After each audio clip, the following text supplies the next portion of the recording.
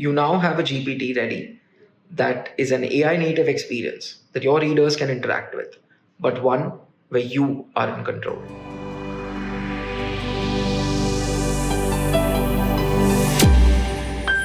Hi, I'm Sahil, one of the builders of Bookshelf.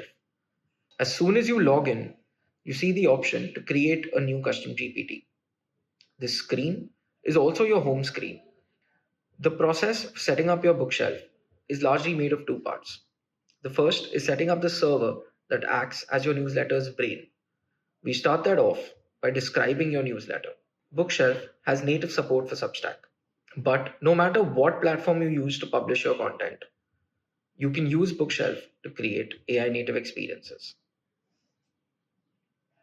Next, of course, is uploading all the files that you want to include in your bookshelf, which ideally should be your entire archive.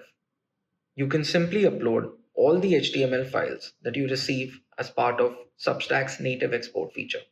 Let's go ahead with the setup for the GPT part of your ChatGPT bookshelf. This part is going to take place on the ChatGPT UI. So let's head there. This is the GPT creation page on the ChatGPT UI. As you can see, all the fields listed here that ChatGPT needs you to fill in are already provided to you on the bookshelf instructions page. And we're ready to hit create.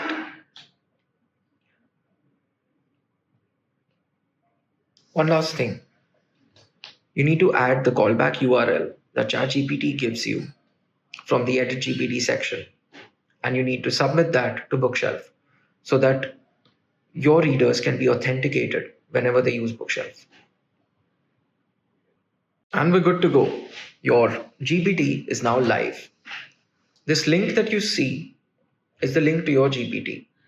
You can simply copy this, include it in your newsletter, and whenever your reader clicks this link, it opens up your GPT in their ChatGPT app. And your reader is free to go ahead and ask questions. Readers are going to be asked to log in. This authentication is important because it lets you track usage as well as learn about what queries and questions are most popular among your readers. This authentication also lets you later offer personalized experiences as well as explore monetization opportunities through subscriptions.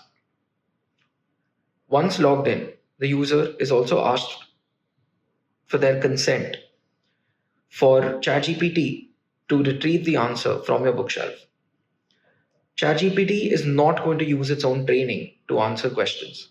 All answers are only going to come from your archive, which ensures that your brand is safe from any risk of AI hallucinations.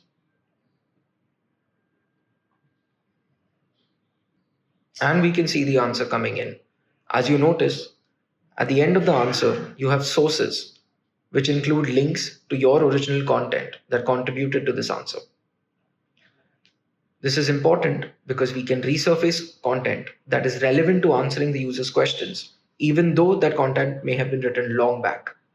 After all, our goal is to help increase the interaction that the users have with your original content. And that's awesome. Now, one more thing though. You release content almost every week. How do you make sure that Bookshelf stays updated with all your new posts? There are two ways you can do this. The first is to simply add this email as a subscriber to your newsletter, as well as submit the email from where your newsletter is sent.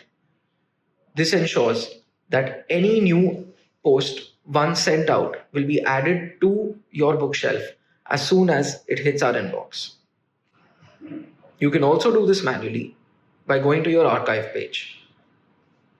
Here, you can upload any files you want, as well as see a list of all the posts that are already a part of your bookshelf. And that's it.